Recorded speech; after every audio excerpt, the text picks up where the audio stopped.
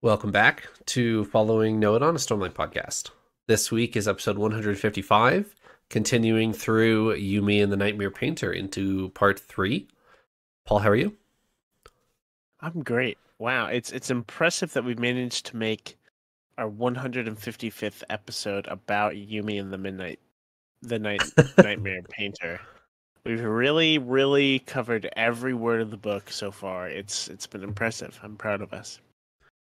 It took me until you were done with that to realize what you were saying is that we have 155 episodes about Yumi and the Nightmare Painter.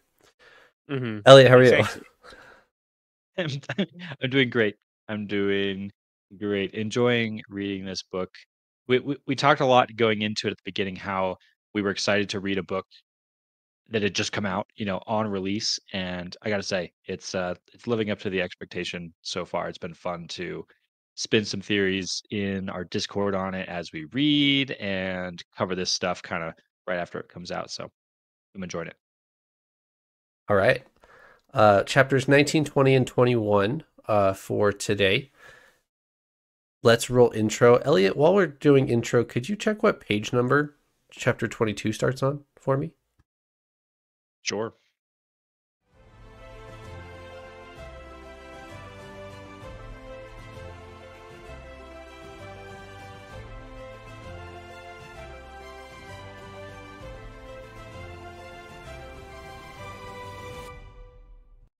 Why didn't you ask me, Trevor? Are you not going to ask me because I'm an audiobook listener? That's a little bit unfair, I think. That is true. I mean, all right, Paul, what page number are we on then? Well, it's not the same now. This one, your ask was not very genuine, so... Chapter 22 happens to begin on page 237. Okay. I think we're about halfway through the book. Towards I the feel like 3 pages shy of halfway. Okay. Yeah. Right at the end of this episode, we will be halfway through the book. Someone want to start us off with chapter 19. We start on Yumi's planet, and then we get like a mid-chapter transition. I think this is the first time that we've had a mid-chapter transition, maybe the second. Painter is making progress. They're working on the rock stacking, and he gets it. He gets some rocks stacked. He does. He gets like 6 or 7 or 8 or something like that, and he's really proud. And I was proud of him too, you know? I think that I don't think I could stack 6 rocks. I think that I predicted that he wouldn't have to stack rocks, and I was wrong. I think, Paul, you said that he would, and you were right. I did. And y'all laughed at me, and I bet some viewers laughed at me too. And look at me now, He's here, he's stacking rocks, and it's a little bit more exciting than I thought it would be.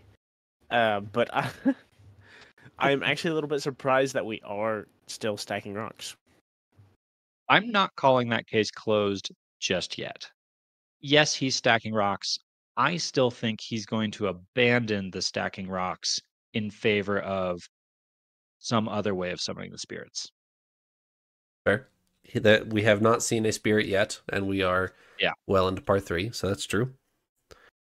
As they're going through and still on Yumi's planet, Yumi's ordering him around as she does, and she has an internal dialogue. We're in Yumi's head for chapter 19, and she thinks to herself that she's actually impressed with Nikaro and how he can commit himself to these tasks that Yumi demands of him. Albeit he's dragging his feet and he's going to grumble about it, but he does kneel there for 8 hours stacking rocks. And she has an internal thought of appreciation for Nikaro's perseverance with it. But there's a distinct lack of verbal communication to Nikaro about that.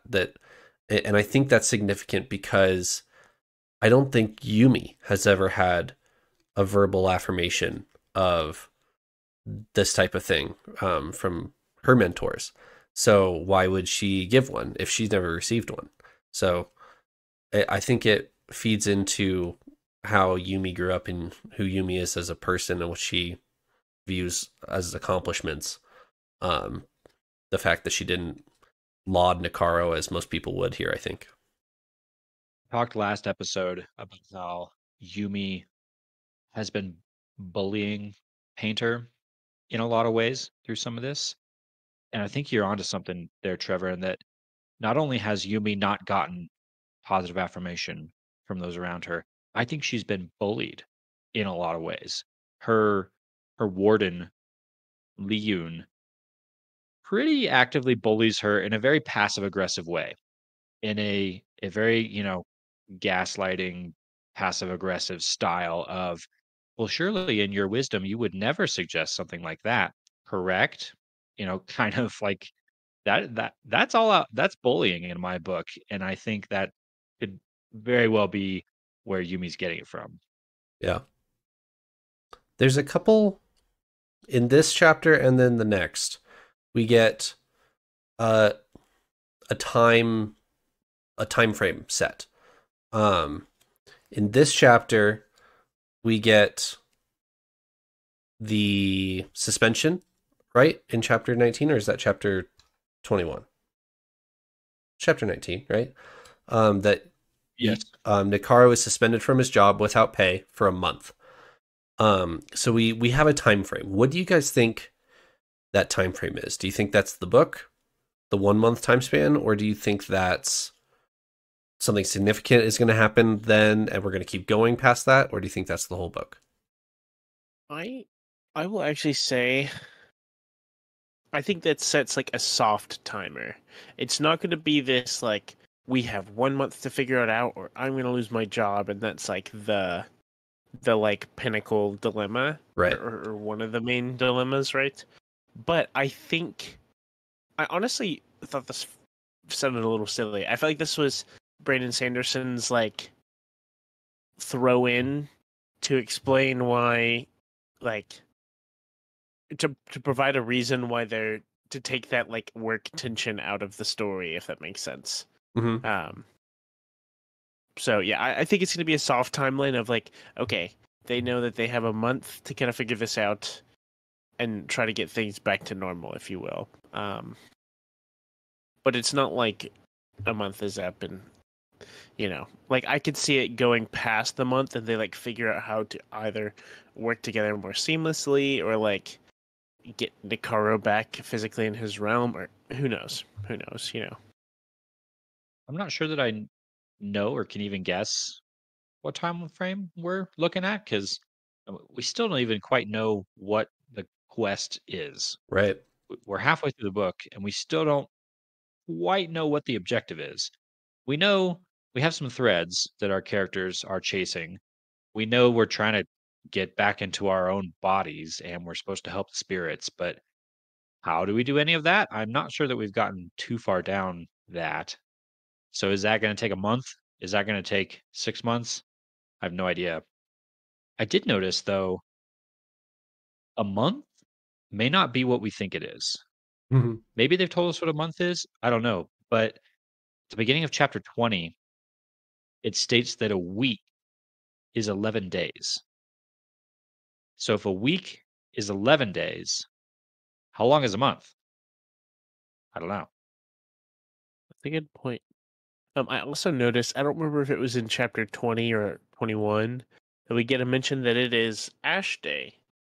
Of like Oh, a yeah. casual, just like mention of a day of the week. I think you mentioned that an episode or two ago, Elliot, that there was like some different, you noticed some different name for a day of the week. I don't know if their whole system is different or if this just goes for the 4 days of the week. It's one of those 4 days of the week that's past our normal 7. It goes like Sunday, Ash Day, Tuesday. I don't know, like just throw stuff out there, I don't know if it's in addition to or if it's entirely 11 different days. Yeah, I don't know. The reason why I brought this up is because there's a couple interesting events coming up on our timeline. In chapter 21, we're jumping forward a little bit here, but I wanted to bring it up. It's revealed that Painter's civilization is planning on visiting what we assume to be Yumi's planet and what they assume to be Yumi's planet. And then back all the way up to chapter 2. Yumi wants to go to the festival. Do you guys remember that? She asks, "What's Leon?" Yeah. Well, she doesn't outright ask Leon. Leon stops her before she can get there. But internal dialogue from Yumi, "Can I go to the festival? It's the great alignment. There'll be a lot of spirits or something this year." And I assume those two events are going to coincide. That there's going to be some big event with Yumi and Painter at said festival time. I don't remember when that was, like 50 days or something from the beginning of the book. It says the festival of reveals. It is near. 100 days, yes. 100 days from the beginning of the book. Yep. Yes. Okay. I totally forgot about that. That's an interesting thought. 100 days. Yeah, maybe we'll have to count some days as we get closer to that ship launching and see if those two events align. Yeah. Although, yeah. I think granted, space travel takes some time, but I think the launch is well before that 100-day time window. But maybe they would arrive around it. I don't know. The only reason why I'm bringing all this up is because we get a fast forward line where Yumi made me stack these rocks for 11 days straight. Like, oh, we're doing a montage now. I didn't think we would get one of those. I thought this would be a little bit more compact and concise. I wasn't expecting like a time jump, if you will. So we got a time jump of 11 days of before he was allowed to put one rock on top of another. He's holding rocks for a week. So all that to say, this is not going where I expect, and there's a couple other things revealed in this episode that don't go where I expect.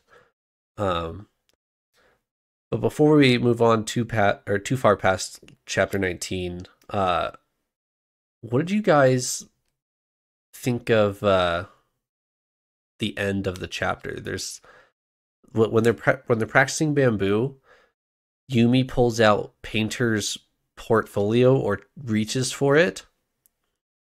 What do you guys think? What is it?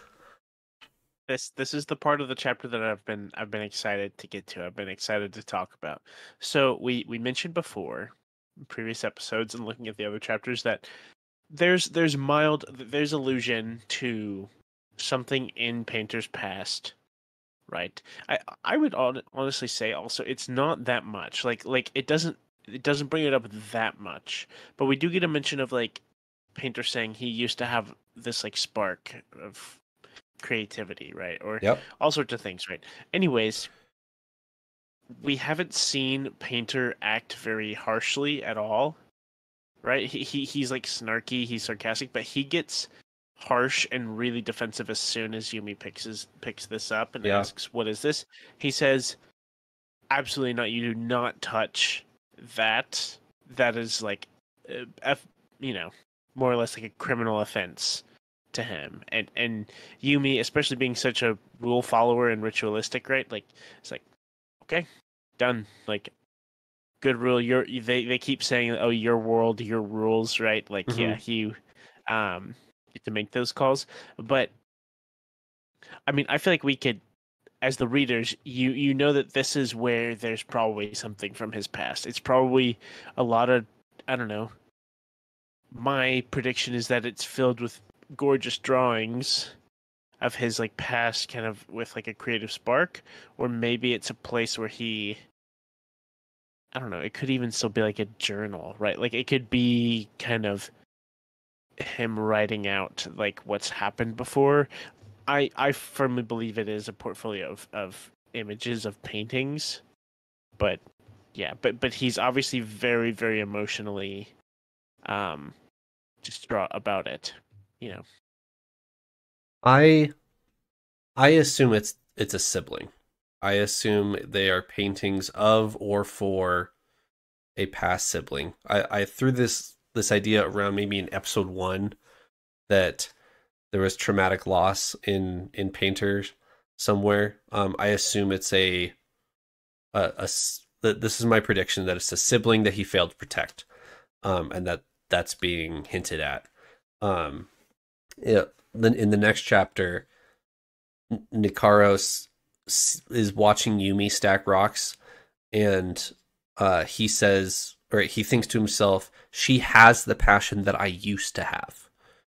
And he's very deliberate with that mindset through all these chapters of the last couple episodes of, I used to have this passion, I no longer do.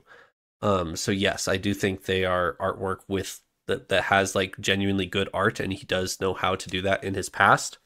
But I think he may have froze during a nightmare attack and failed to protect somebody, and my prediction is a sibling. I like that prediction a lot. I definitely don't have anything in my head that I like better. I think it definitely has got to tie to the trauma, because clearly there's something. There's something in his past that happened that has broken him a little bit. And I mean, it's a Brandon Sanderson character. He's got to have some kind of mental struggle, right? Yeah, I really want to know what's in that portfolio. Although my gut tells me that it's just obviously a Dawn Shard. That would make the most sense, I think. So, I think until proven otherwise, we'll just assume that Yeah, Painter has a I think Dawn Shard in his that's just safe. kind of laying on the ground in his apartment. Yeah. What does the spirit tell Yumi? Save me, help me, something like that. Free us, something like Free that. us. We have the Dawn Shard of Freedom on here somewhere. Sure. Well, okay, we do see you joke, Trevor, but I think it's near the end. I think it's in chapter 21. Mm-hmm. That whenever they're talking about, we can talk about this further in later if we want to, but they mentioned these like machines and how these machines are powered, and it says like you see like you hear the phrase like free us like from a sounds like from a spirit, Mm-hmm. and then the next sentence is Painter like, I wonder how that's powered, you know? And I'm like, that's so deliberate, at least as Cosmere, fairly current Cosmere readers, right? Like that's, um, anyways. So Well, we're either spot on or so far off that it's not even worth proceeding. So we can either we called it several chapters ahead of time or we're wrong. So Elliot, You guys ready for you just have theory written in the theory? outline, and I'm a little scared. I do. I was trying to make it more ominous than it actually is. It's not that mind blowing. You succeeded. I do have a theory though. I do have a theory. It's actually, I think it's rehashing a theory that we talked about way back at the beginning, even as far back as the preview chapters that we read a year ago. We talked about the nightmares and how they seem rather cognitive in nature. And they seem to be going through this process of transitioning from a harmless state, maybe a cognitive state, into a harmful state, maybe a physical state. Again, drawing a lot of Stormlight parallels, trying to maybe transition from cognitive realm into physical realm where they become dangerous. I'm starting to wonder if Yumi and Painter are on a similar journey. Maybe this planet or set of planets is in a location where the physical realm and the cognitive realm are less separate than elsewhere. And the transition from one to the other is a little bit easier than other places. Like on Roshar, you have to get to a perpendicularity if you want to transfer between the two of them. Unless you're a Spren can kind of do this I'm in both worlds thing and can manifest stronger in the physical realm once they kind of learn how to transition into that realm. I bring this up now because on both Yumi's planet and Painter's planet, Yumi and Painter are both learning how to interact with what they call the souls of the things around them. They're able to like pull the soul out of the clothing, and whoever's the spirit person can wear that for a bit. Or Yumi's stacking stones alongside Painter, but she's using the souls of the stones, and they're starting to interact with the real world, maybe a little bit. We've mentioned the water that Yumi has interacted with. In this chapter, Painter is able to change the thermostat in his room. He's able to interact with the Heon in the thermostat and change it. So I'm almost now wondering and comparing to our nightmares that are on this journey of transition from cognitive to physical, is that either what our two main characters are doing unintentionally, or is that what they should be doing intentionally, trying to actively bring their cognitive beings into the physical realm and finding ways to do that? And could the ways that the nightmares do that have any relevance to how they need to be doing that? I know there's a lot of kind of thought spew all revolving around a theory, but do you guys have any thoughts on any of that? Yes.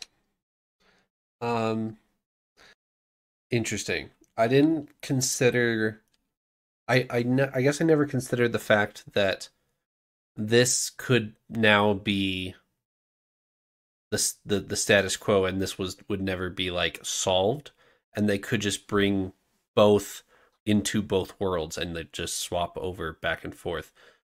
I I don't know if that's quite where you were going with that, but that's where my brain went.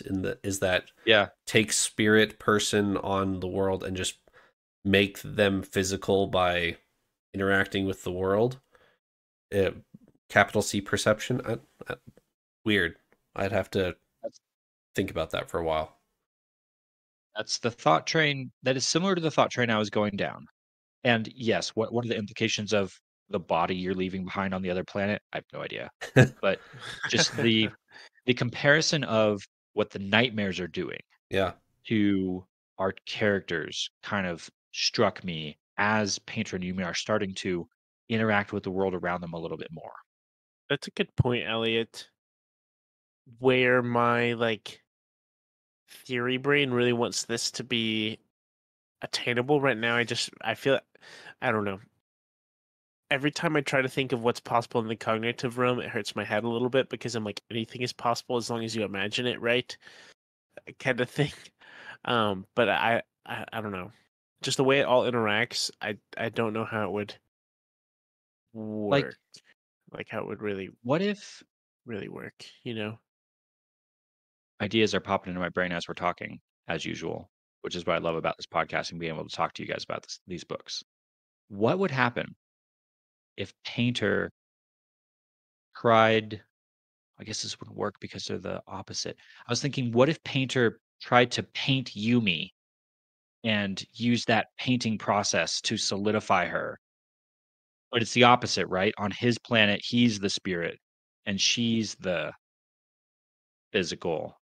And it's on the other planet that he's It, physical and she's. She's so I have something to kind of play into this. I don't know if you need to jump in, Trevor, but I have something that just real quick on her planet. She's also stacking spiritual rocks, so he could maybe at some point pick up his paintbrush.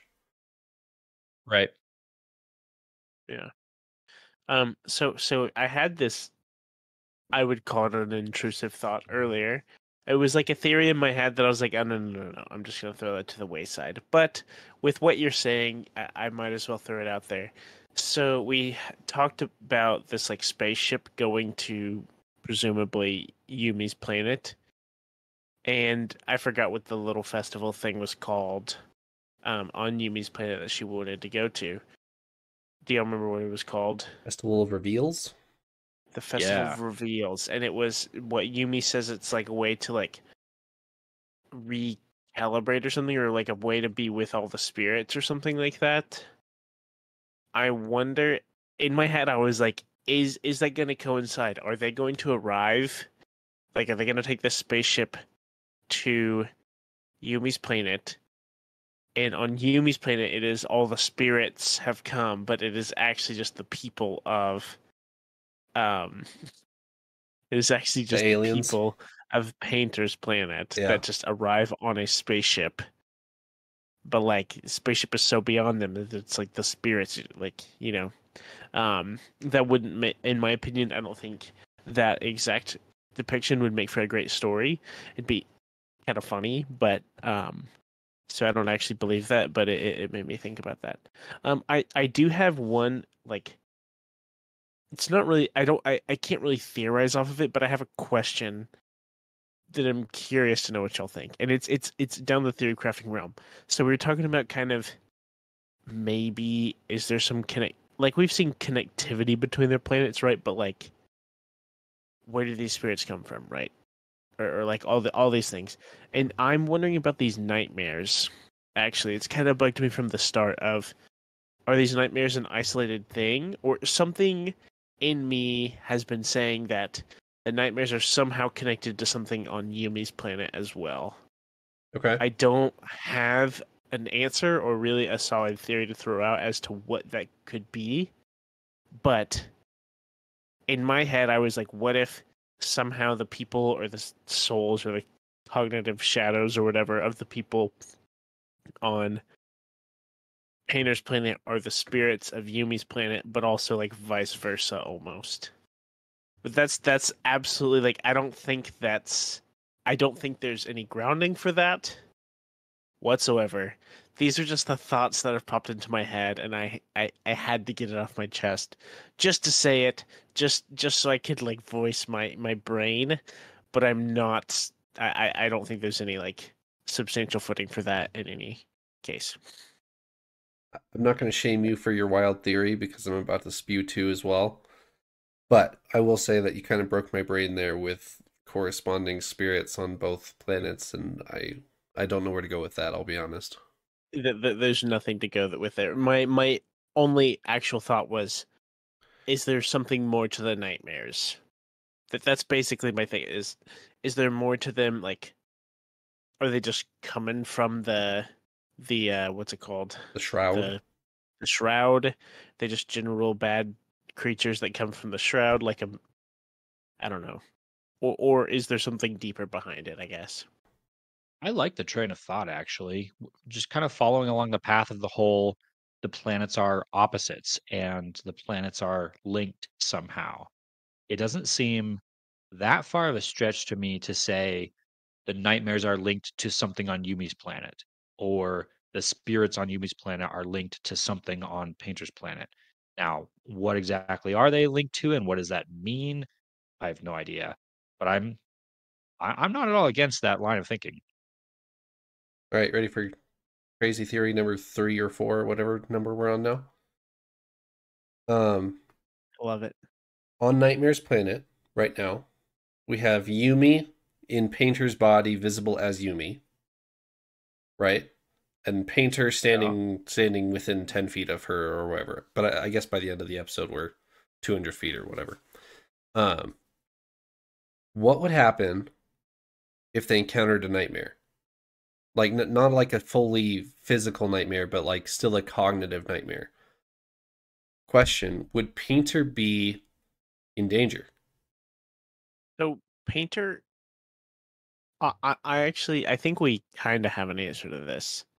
If a nightmare is like a cognitive element in the same way that like design is able to see and interact with Painter. Right. Painter can at least do things with Yumi, right? Like he's able to teach her painting and stuff like that, right? I think he could still perform an action against a nightmare. How they currently are. But could a nightmare perform an action against Painter? Is Painter in physical danger? Physical's a poor choice. Is Painter in bodily danger to a cognitive nightmare right now? I think so. I think it's almost the same element. Like, the same stakes. Like I think it Yeah. would be how we would normally interact with one. Because it's all through the cognitive realm, I guess, right? Or the spiritual realm, not like the physical realm. Right. I think I'm following what you're saying, Trevor. I wouldn't be too surprised if, yeah, he's in much greater danger to a young cognitive nightmare because he's potentially on their realm. Part of why the not stable nightmares aren't dangerous is they're not in the physical realm yet, so they can't hurt you. Well, Painter's not in the physical realm, at Right. least it doesn't seem like it. So yeah, that could be terrifying actually. Second one. How do we identify perpendicularities currently? Pools of water. Pools of water, right? We see that on Six of the Dusk. We see that vaguely mentioned from Horn Eaters and Stormlight. Second question: how do Yumi's day-to-day life before this? She goes around and communes with spirits in these little hot springs, right? All around the planet. What if virtuosity in splintering herself also splintered her perpendicularity and created a bunch of little mini perpendicularities everywhere, and that's where you go to commune with the spirits, and that's where the religion comes from? I think that makes sense.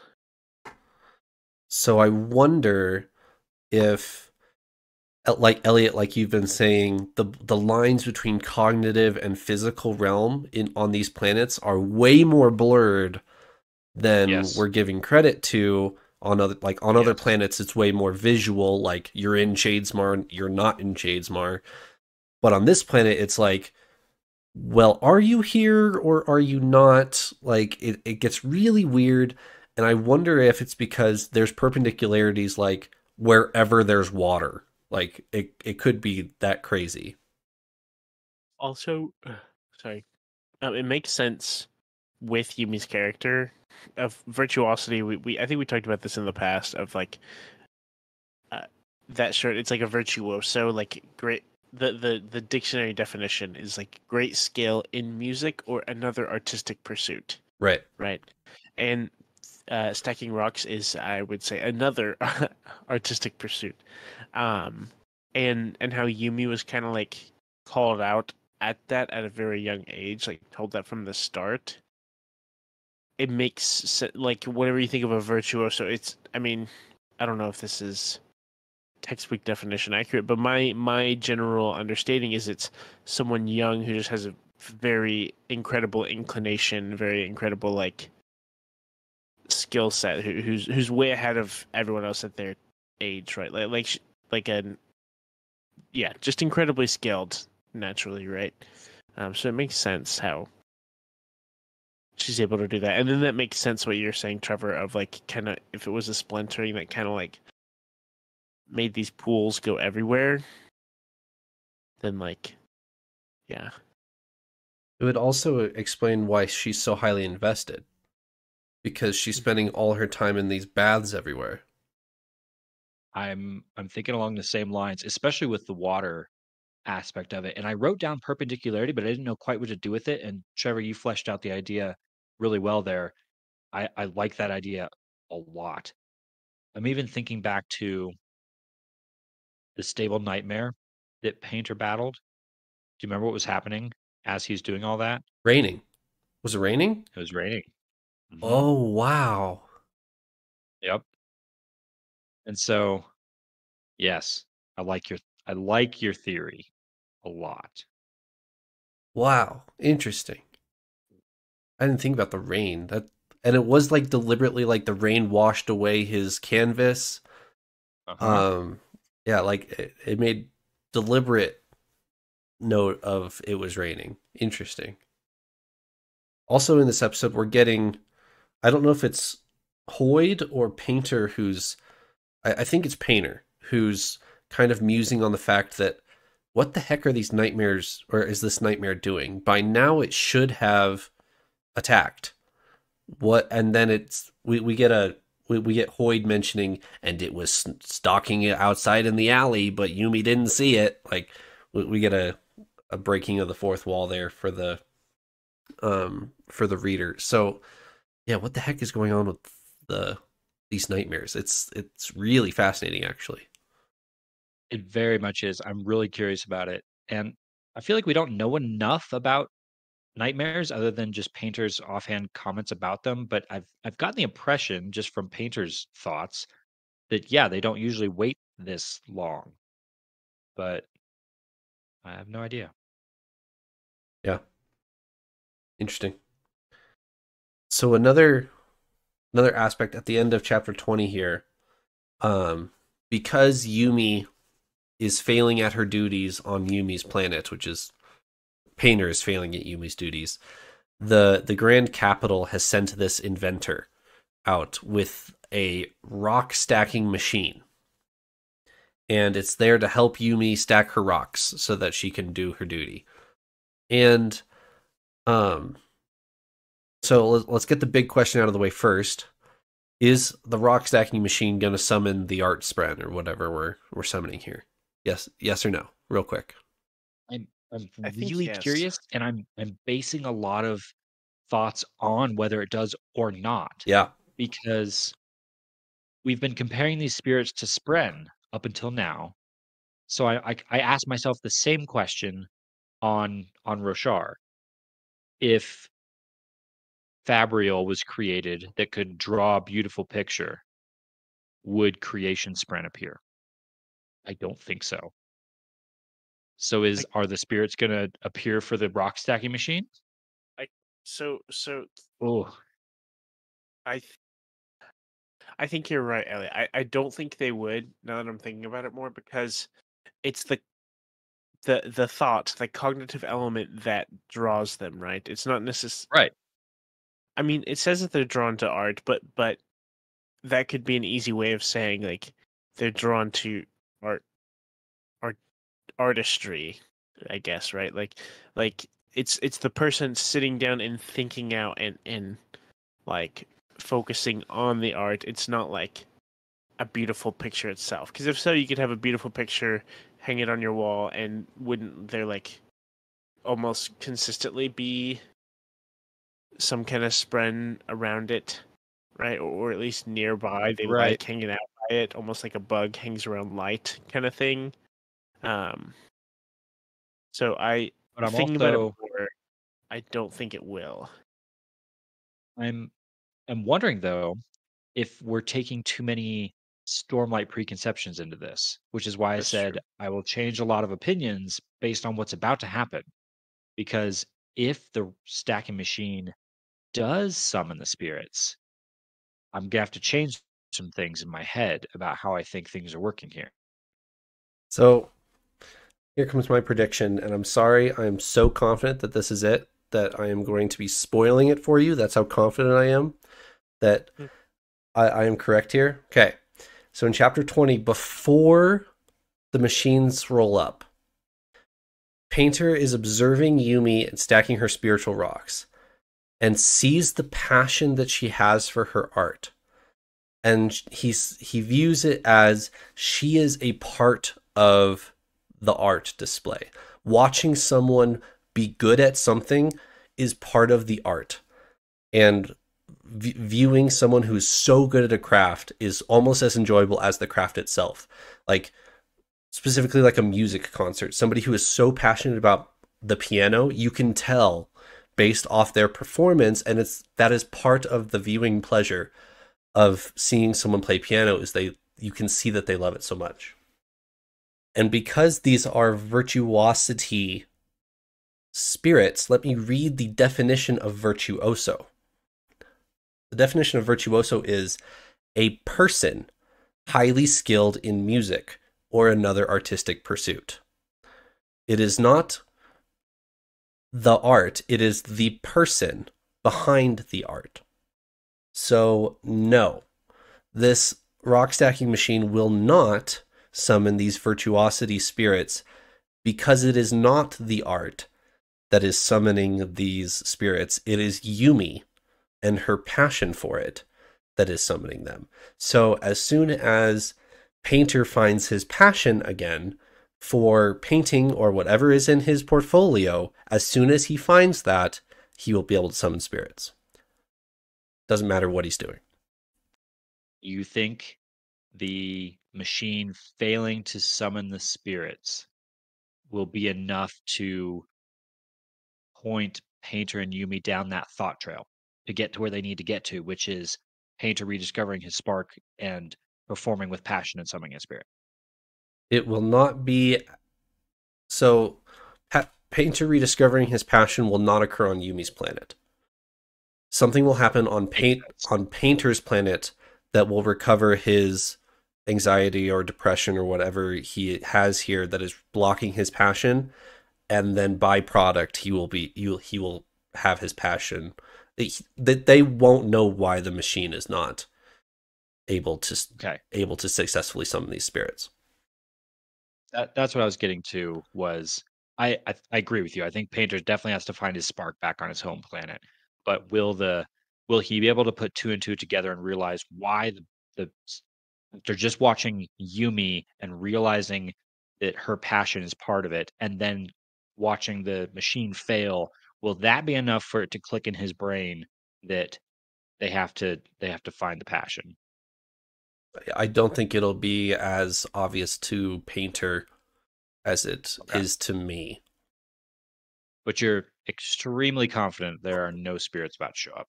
100%. There, if a spirit appears when the machine stacks a rock, I'll do what? What should I do? I don't know. Okay. Before you potentially throw yourself under the bus, my only other caveat as to how it could draw one, which honestly this may not be that important, but the creators, the builders, the engineers behind this machine, right? That takes creativity and takes work, right? No. Like maybe, there's this really cool machine that they invented an innovation to do this. So then it could be maybe a spirit's like, oh, that's kind of neat, Okay, then here's my counter to that. They would have appeared when they made the machine.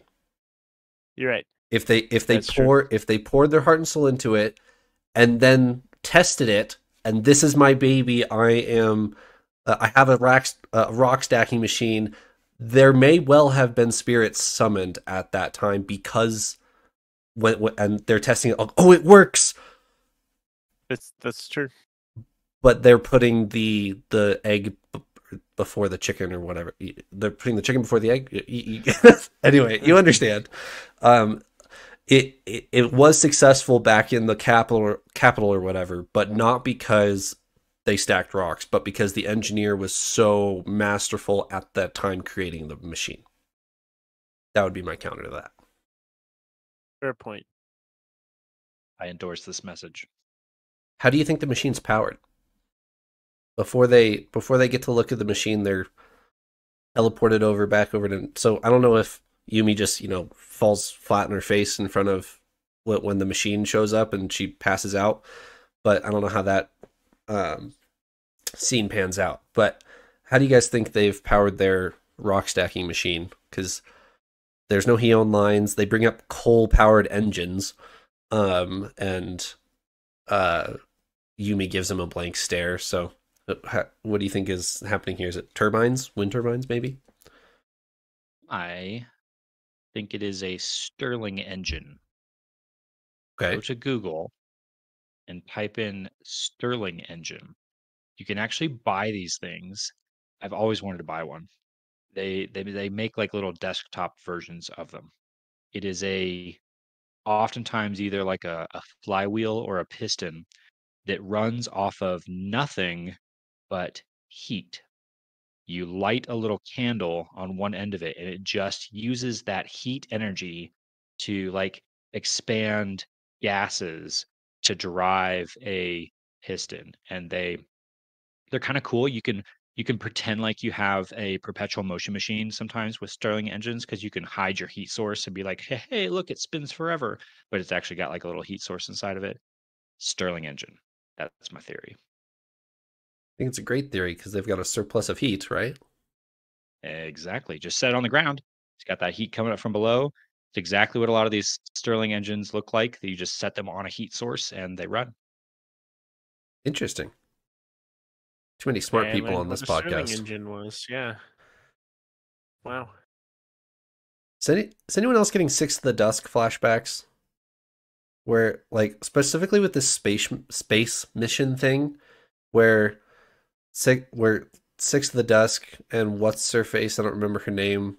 They're like running around Six of the Dusk's planet, and they talk about like the people above making contact and trading and exploiting resources or whatever they're doing. I don't remember.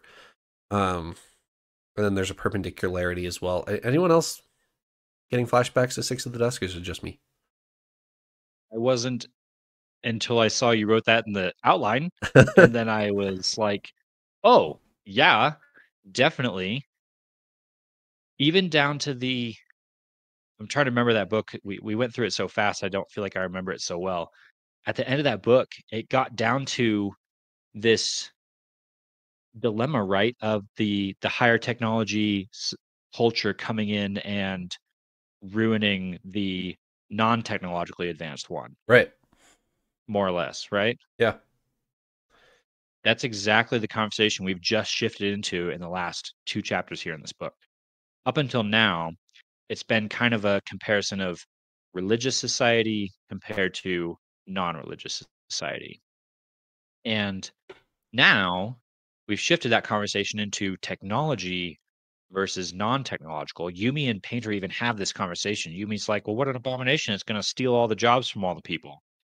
And Painter's like, well, yeah, you might think that, but that's not actually true. Think of my world. We have machines to do everything and people still have jobs. Like that's a classic kind of conundrum philosophical debate to get into. I mean, the one going on in our world right now is AI.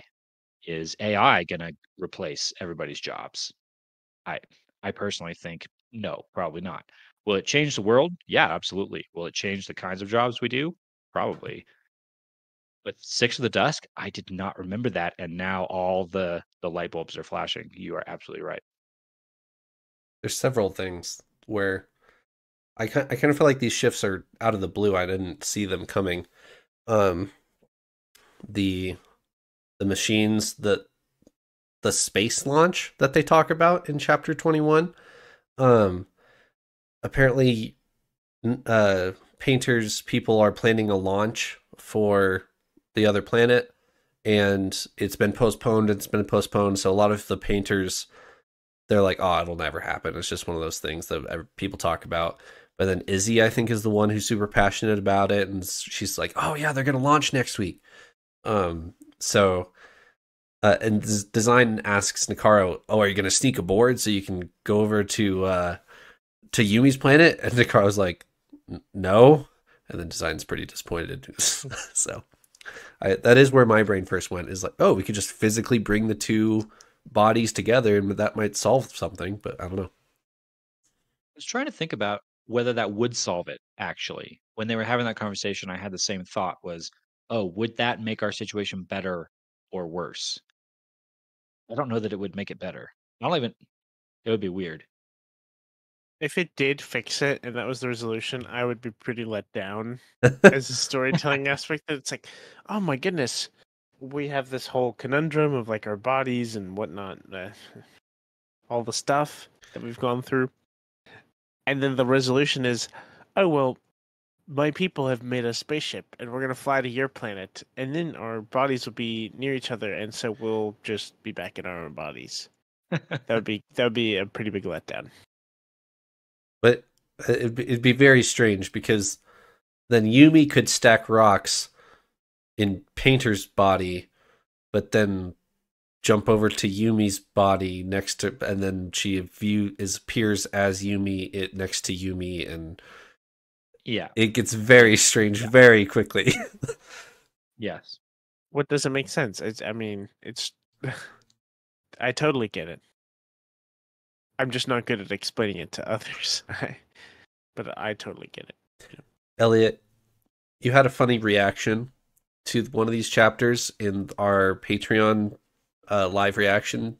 So I'll let you take it away. I know you've been wanting to say this.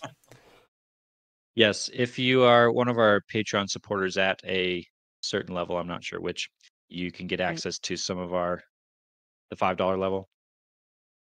At the $5 level on our Patreon supporters, you can get access to a couple of exclusive channels in our Discord, one of which is me, sometimes Trevor, sometimes Paul, live reacting to the chapters that we're reading. Literally, as I'm reading it, I will, set the book down, pull out my phone, and just, throw some thoughts into the channel. I did have a rather violent reaction to chapter 21 here that I immediately posted in the Discord, and that was, we go back to the noodle shop, the noodle pupil, back in there. Yumi's doing her thing, trying to explore the world. She's talking to Tojin. He's doing the whole flex his muscles thing. And there's this whole extended scene where Yumi's just like staring at muscles. Yes. These other bodybuilders come in and Tojin, oh yeah, man, did you do the reps this way the other day? Look at my muscles. Like whole extended. It was entertaining. It was hilarious. I liked it. Until I learn Yumi turns around and over at the bar, Design and Painter are having a conversation. So Yumi just kind of like walks over and kind of joins at the very tail end of a conversation that we learn is all about connection. Design is like finishing her explanation of, oh, well, yeah, clearly you're just connected through your spirit web that's tied to your body. And yeah, let me just fix that for you. It was like, whoa, wait, why in the world was I in Yumi's point of view staring at the bodybuilder while Design is over there giving all the answers about connection works and how all of this needs to happen? I am more than a little bit upset, Brandon, that you're taunting me with the answers about connection in the scene where I'm stuck staring at bodybuilders with Yumi. It's not even like a Hoyd, like Hoyd knows the answer and is not telling the reader. It's no, we're telling stuff. It's just a little bit off screen. Like he's specifically like taunting. It's not just dangling, taunting at this point. Yep. He's hanging the string right in front of us. I mean, literally. Yes. Yeah. I thought that was really cool. funny. I'm curious to talk about it a little bit from what we did see. So Design couldn't fix anything, but she was able to, I guess, manipulate the I don't know how to describe it. Like there's a rope between them, essentially, right? Like she literally has like a cognitive like string in her hand, and literally physically stretches the imaginary string, right? Like, to give them more room where they're not like apparently like pulling each other around, So I don't know what the dimensions were, but they have more space now. But we don't yet. Like we don't learn the hard properties of how do they get connected. Can you unconnect? What does this all entail? Right, you're right. Like there's so many like important questions that were not answered. But we do know that there is this capital C connection, and that it can be manipulated to some extent.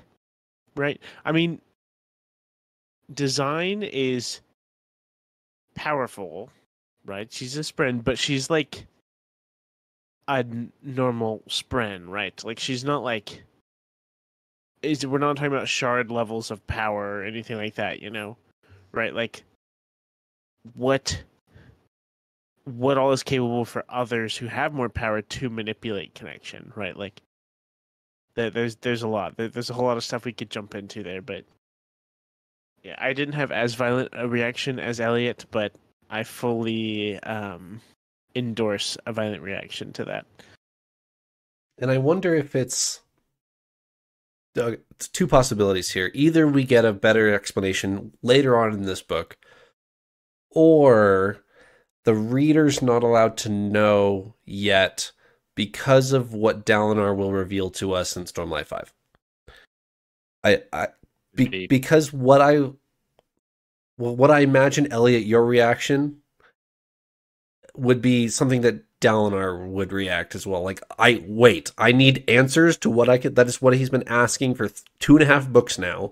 Of what can I do with this spirit web that I can see? Like, he can see lines between people and he can manipulate them. And there's a whole bunch of like, I don't know, theories that go along with that of what Dalinar can actually do. So I'm wondering if it's just we haven't read Stormlight 5 yet, so we're not allowed to know the full implications of capital C connection. Or he's just saving it for like part 4 of this book, which I could see both happening. I would bet he's saving it for Stormlight 5 because that has been a pretty significant plot point in that series. Yeah. I don't think he's going to reveal what we need to know in essentially a spin-off book. Although all these books are, it's not really spin-off. And we do get a little bit of tidbits here in this book, especially if you're new to Connection. This probably helped you quite a bit. Right. Understand what was happening here. Although I am a little bit intrigued by the fact that it's so important in Stormlight that Dalinar can manipulate Connection, and then here's Design just be like, oh yeah, let me fix that for you, and just like, okay, your connection's fixed. Like, wait a second, what? Why is the cryptic Spren manipulating Connection casually? That's a good question. I didn't think about a cryptic manipulating Connection and why that would be allowed. So one thing that we don't know is, I mean, do we have we might have an answer to this that I don't remember. Is the Spren in a Nile bond? Is the Spren's power related to like the it's a cryptic, right? So it's the whole truths thing, which is a little more complicated. But like the ideals, right? Like the first, second, third, fourth, fifth ideal. Does the surge binder, is that the right term? We've gone through so many. Surge binding is binders, right? Yes, surge binding is a loose term for someone who can use surges. Okay. Gotcha. Sorry, it's been a minute. So I guess I was doubting that my term. Surge binders gain abilities and strengths and powers and stuff, right? Based off of that like level. Right. Yeah. But can all cryptics do this, or is it like, is Hoid like a fifth ideal? Is this a fifth ideal cryptic, or however the truths works? I'm not going to worry about that right now. But like, is that why she can do it, or is it just like any high Spren can do it? Or I didn't think I had any questions coming into this episode, but I have quite a few. Yeah, I don't know. Is it she's a Spren, so she's a cognitive being and can see the connection and therefore can, manipulate it in some way, but maybe not other ways, or is something bigger going on here and that's not a new usual thing for Spren to be able to do, and it's a design thing that she can manipulate connection? I don't know. No, I noted it. Anything else, gentlemen? Did we talk about the artwork? Did we? Oh, I don't think we did. I was gonna just mention briefly the artwork. It's actually in chapter 19. This was another one of the full color. This one actually has some more colors in it, so I might have to take back my theory about the blue and the pink. I do see green. I see a green there is lamp over definitely there. some prominent green in this one. But yeah, take a look. Hopefully Trevor can throw it up on the screen here for everybody. This particular artwork, two things. One, really interesting. You can stare at this one for quite a while. It's almost like a page out of like an I Spy book. Really cool. Yeah. And two, extremely helpful for me in picturing Painter's World. As soon as I flipped the page to this, I was like, oh, okay, it's coming to place now. Things like the Heon viewer that I'm struggling a little bit to, imagine. Boom, there it is on the wall right behind them. Things like what kind of noodles is he eating? Well, there it is, cup of noodle right on his table with the little paper lid that you pull off the top of it. Like, go buy that at Walmart right now. Stuff like that. Very helpful for my mental picture. He's got a tea kettle. He does indeed, doesn't he? We just offended some British viewer. I'm sorry. So, yes, I apologize. I apologize. This picture was what cemented it to me. Like, we talked, I think, last episode about how I think Trevor said he originally pictured like the 1910s, 1920s, like industrial era, and I kind of pictured like kind of modern, but not like this modern. This literally looks like up to date modern. Yeah, we've talked about that a couple times, so no reason to go on it too long. But like he has like, it's a Heon viewer, but I mean he has a TV, he has modern lamps, he has an electric fan. He has like the cup of noodles, 70s. Right? Like he has all the stuff. I mean, it's like a nice flat screen TV. I'm saying like 2000s, you know? Maybe. It looks a little old school to me.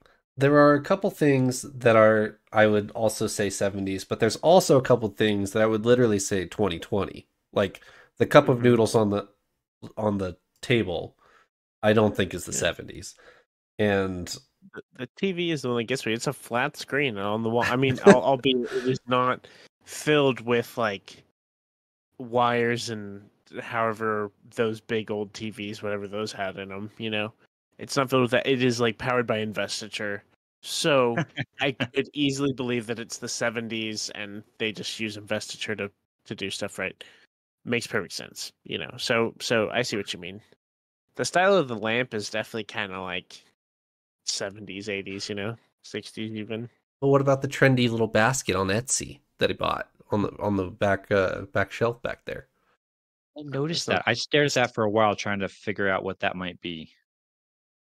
One thing, maybe the Easter egg, if you will, in this that I did not notice until maybe the 5th time I stared at this. The dishes. Stacked dishes. Stacked. Yeah. Yeah, I noticed that. I did not see that until like the 5th time I looked at this. I was like, oh, those dishes on the table look, wait a second, they're all stacked at weird like angles. Well, Yumi, of course, doing the stacking. And let's be clear here. The bowls behind them, like on the windowsill on the far left, I don't care how good of a stacker you are, those are not standing up straight. There is no way you are going to be able to stack those in that fashion. That is not happening. See, okay, but the middle one is tilted to offset that like, position balance. You know, I believe it. I believe it. No, I don't believe it. However, she's filled with investiture. She could, I guess, do whatever she wants. I would fully buy it if she was accidentally surge binding these together and that's how she's stacking these, but there's no shot that those are stacked. If I go and stack pots in my kitchen right now like that, would you believe it? No. I'd have to be in the room. You'd have to be in there. I couldn't send a picture. No. Or what about a live video? Like a video. The whole thing. Maybe. I'm not gonna do it, but I just wanted to see how far you'd go with that. The last thing I'll point out in this is on the far right, kind of in the middle, maybe towards up a little bit, is Painter's trunk, his chest. And inside it, you can barely make out like some paint brushes maybe, and some jars of ink. And of course, that portfolio that he won't let Yumi touch. That I really, really, really want to know what is in there. I think the artist's name is Elia Chen, I think is her name. I wonder if she included all these on her own, or if she got like a shopping list of things to include in the picture from Isaac Stewart.